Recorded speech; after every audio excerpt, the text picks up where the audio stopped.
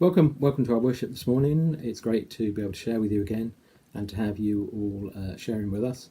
I hope that wherever you are, whether in the UK or elsewhere, and wherever you might be in the UK, that notwithstanding any restrictions due to COVID, that you are able to join us. I'm grateful that you're able to join us, and I hope that life is as full for you as it can be in the current situations, and that you are walking on a path with Jesus, and in no doubt that He is there by your side, not just this morning, but every morning. We're going to be thinking a little bit about resting in God's presence today, and Esther is kindly leading the singing for us, and I'm going to hand over to her now for the first.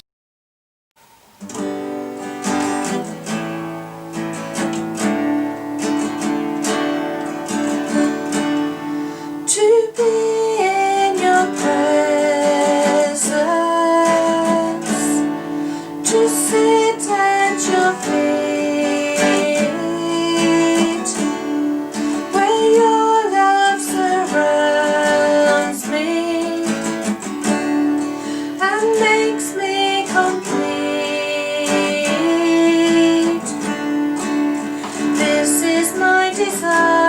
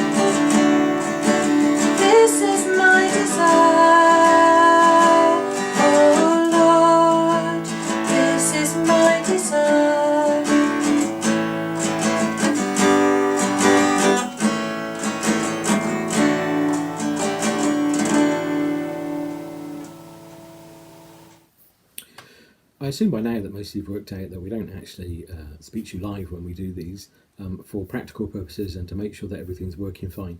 We record them a little bit before we put them out onto YouTube, and it just makes sure that there are no glitches and that you can actually see us rather than us feeling brave enough to try and do this completely live with all the risks that might go with that. What that means is that we're having to decide what we're going to talk about and having to discern, if you like, what we think God is calling us to say a little bit in advance of this going out live, or going, sorry, not going, obviously not live, this going out on YouTube on a Sunday morning. And I'm doing this one roughly a week before it's coming to you. So I've been thinking about what's been around in the news over the last week or so, and there have been a whole host of things, a lot of it the usual stuff that we're seeing at the moment. But one of the things that's really struck me is the number of times there's been comments about the state of the mental health of people in the UK and worries over the mental health both of adults and of young people, and just what an impact the current situation is having and how adverse an impact that could be. One of the things that really struck me and has really stuck with me was I watched a programme called Ambulance. Some of you may see it. It's on each week, and it follows the London Ambulance Service as they go through a shift. And the particular episode that I watched last, they were going through a shift, and I would say over half of the calls that they went to were driven really by mental health problems that people were having. And at the end of the programme, it flashed up and said that over the last 12 months, there's been a 46% increase in the number of calls related to mental health that the London Ambulance Service have had to deal with. And I found that really quite a shocking and disturbing figure. And it raised a whole host of questions for me.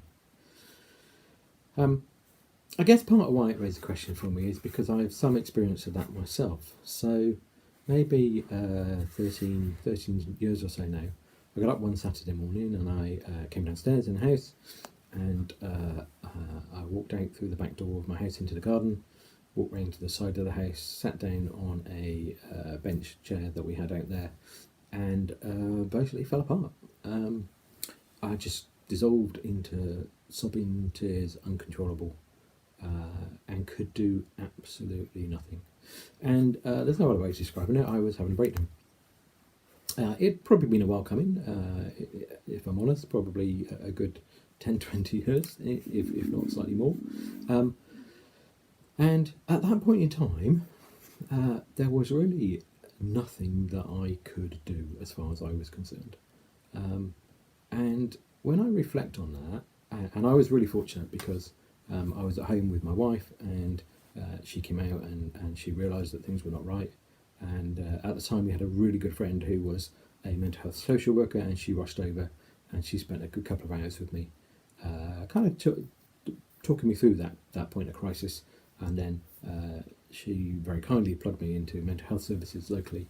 And again, I was fortunate that through my employer, I was able to access some really good professional assistance. But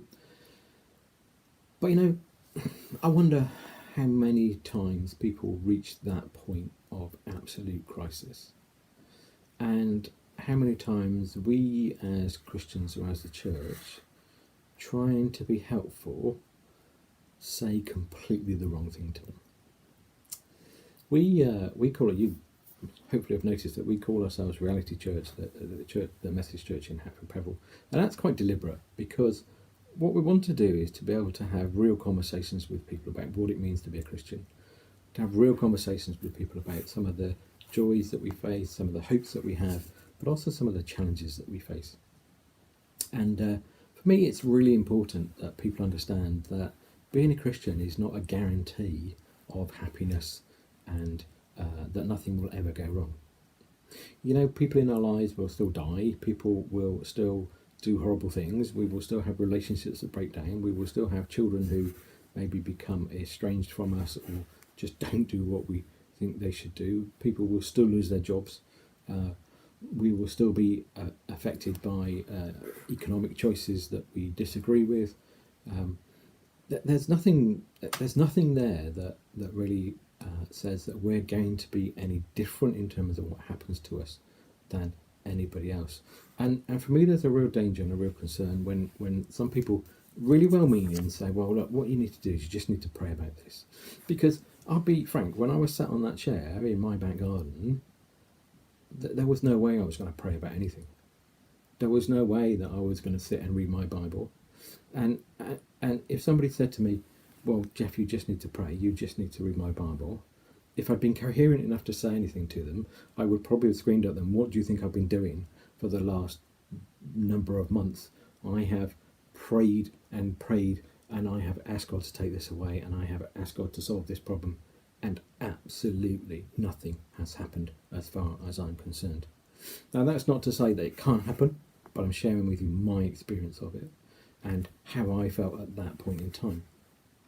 And I think it's really important that we acknowledge that sometimes, and this may be one of those times for many people because of the wider situation that we're facing into at the moment.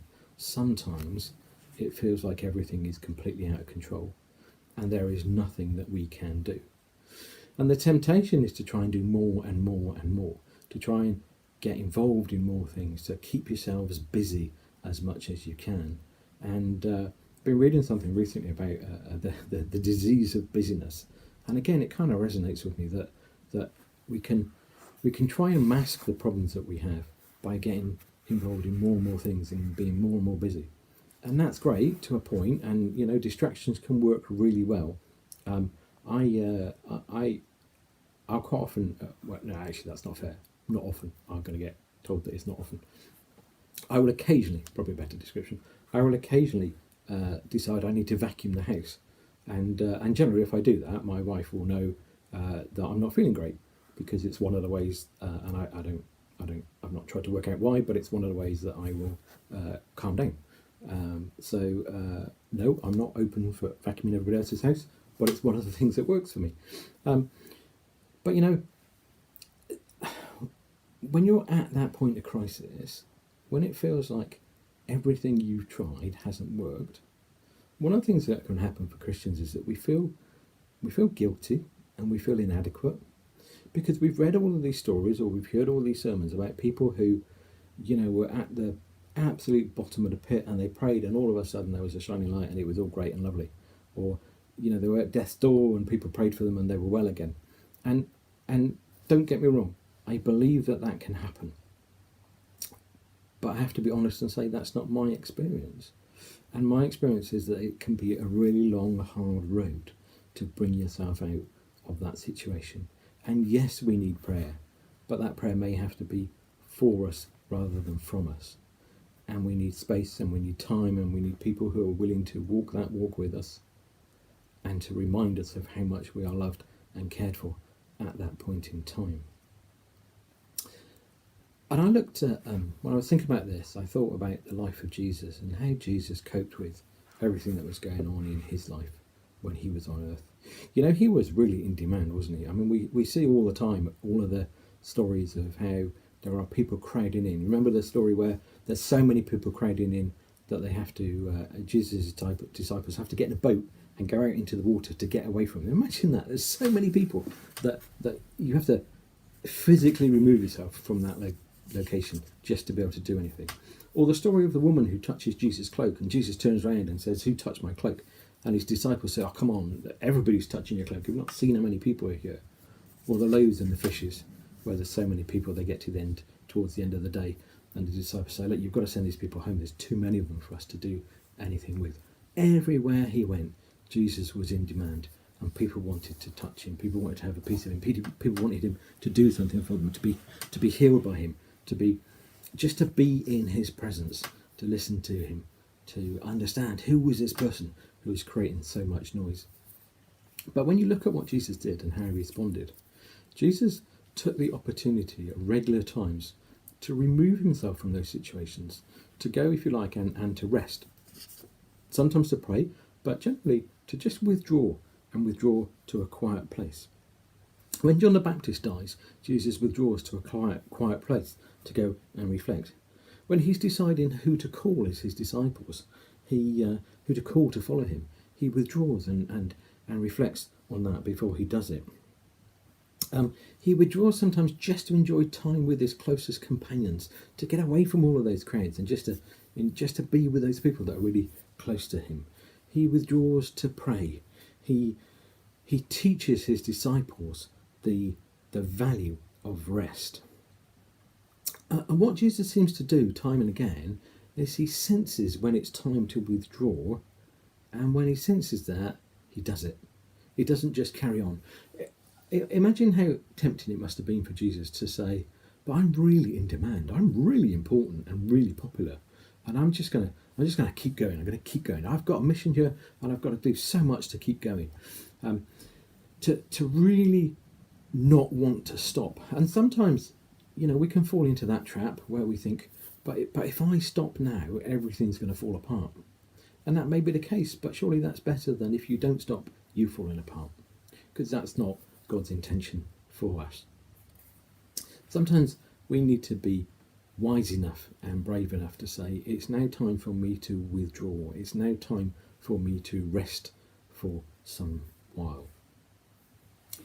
How easy would it have been for Jesus to say, "But I'm at the peak of my power."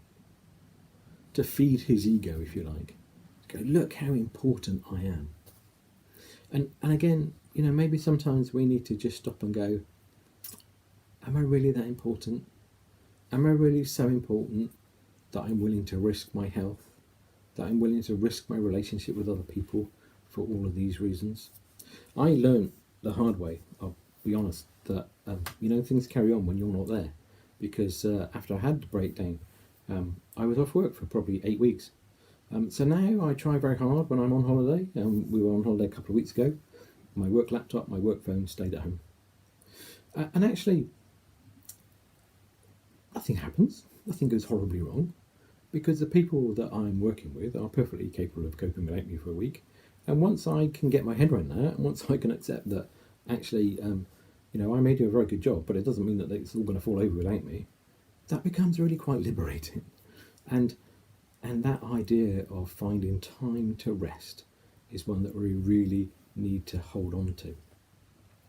We don't really have a concept of a Sabbath anymore these days, certainly not in the way that the Jewish nation did and that Judaism does, in terms of having this complete day of rest.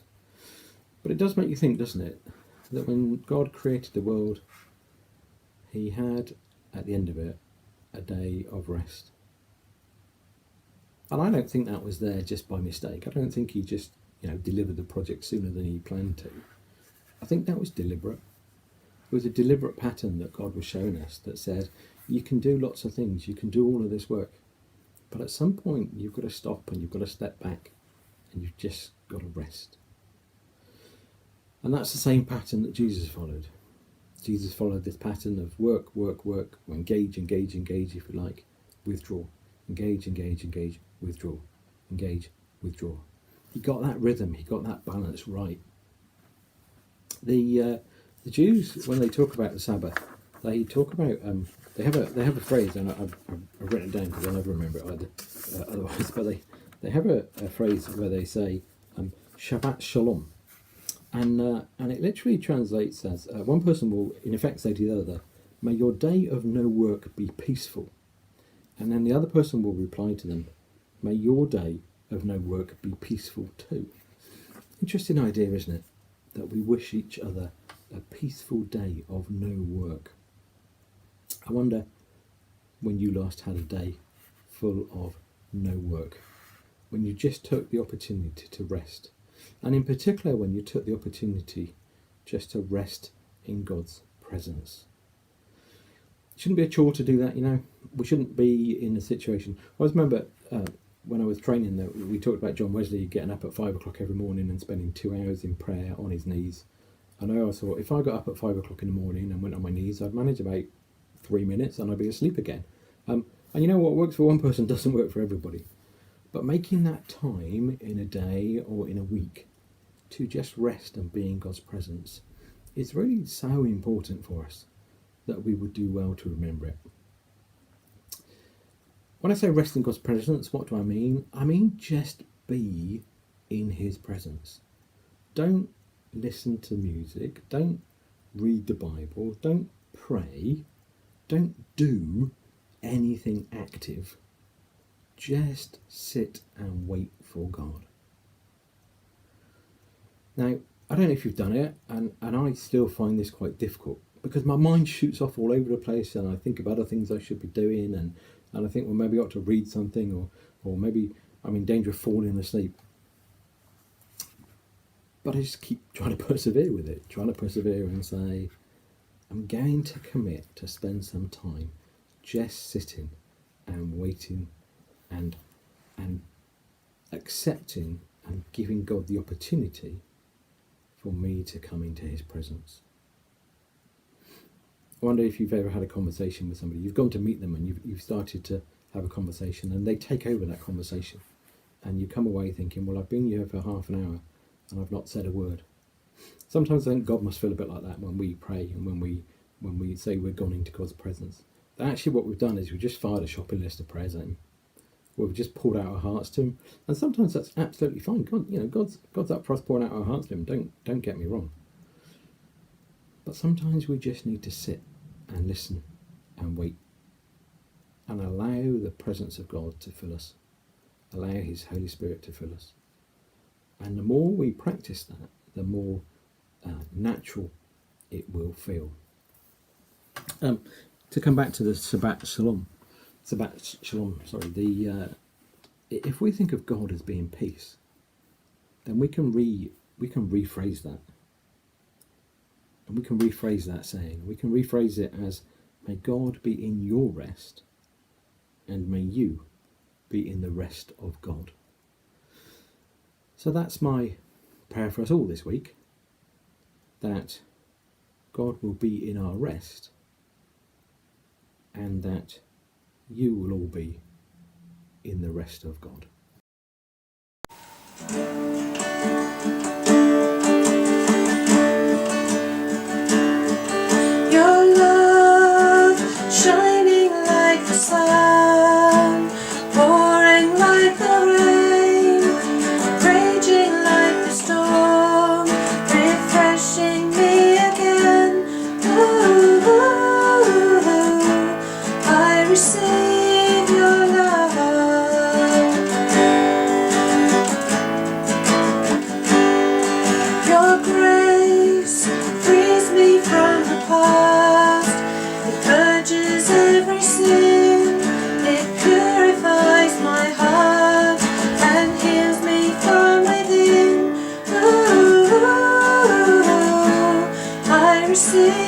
your grace.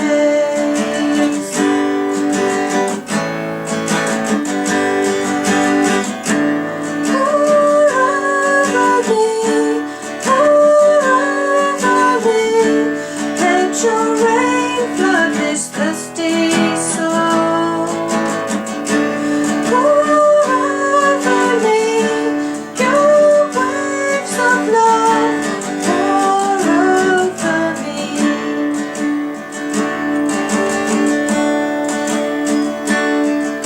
I come and lay my burden down, gladly at your feet. I'm open up my heart, come make this joy complete. Ooh, I receive your peace.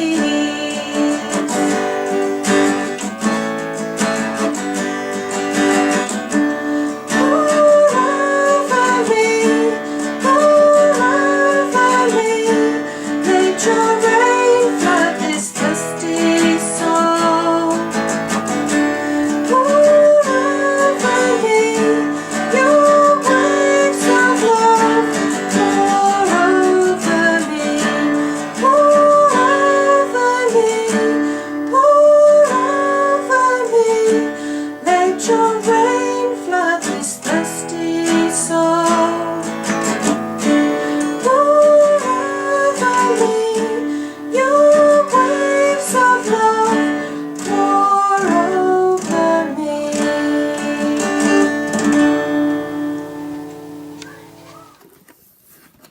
Psalm 46 says this: God is our refuge and strength, always ready to help in times of trouble.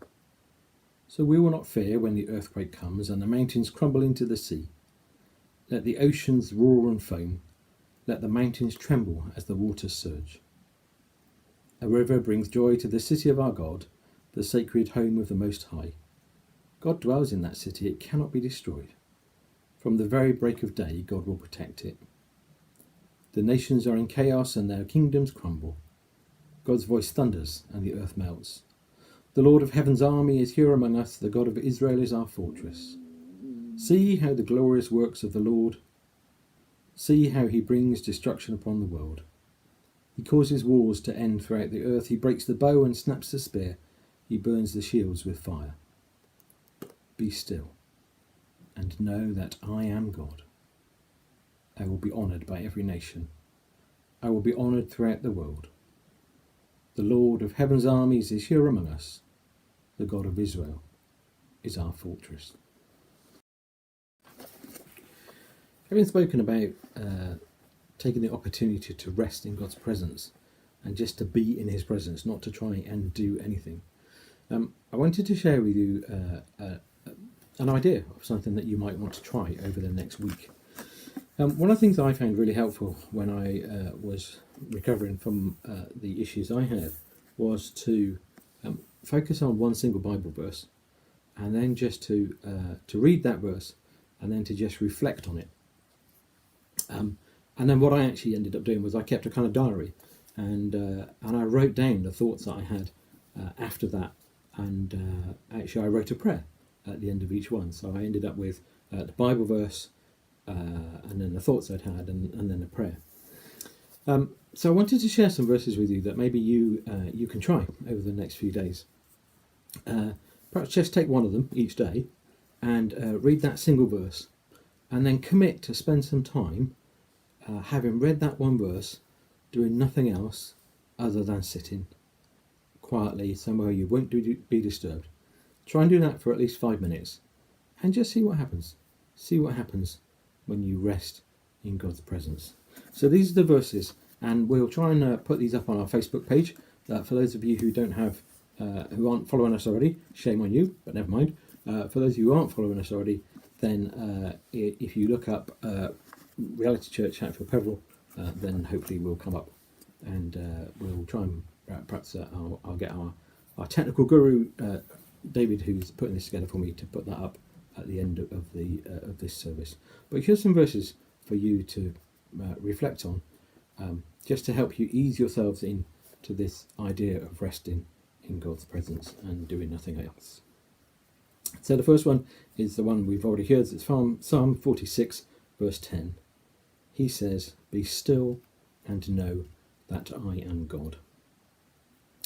Then maybe John 16:33 says, "I have told you these things so that in me you may have peace.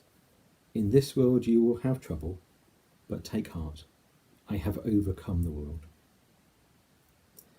Matthew 11, verse 28 says, "Come to me, all you who are weary, and I will give you rest."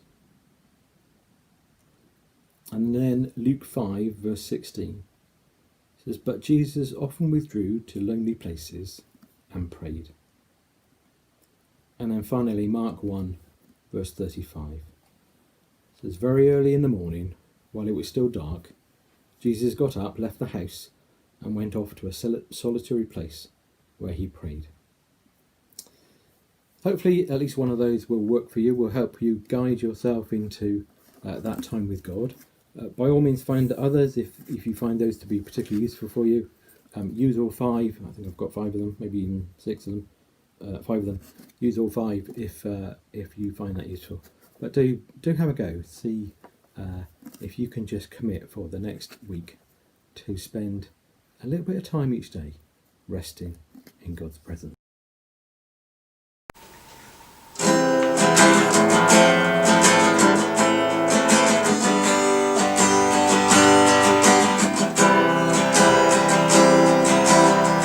My hope is built on nothing less than Jesus' blood and righteousness. I dare not trust the sweetest fame.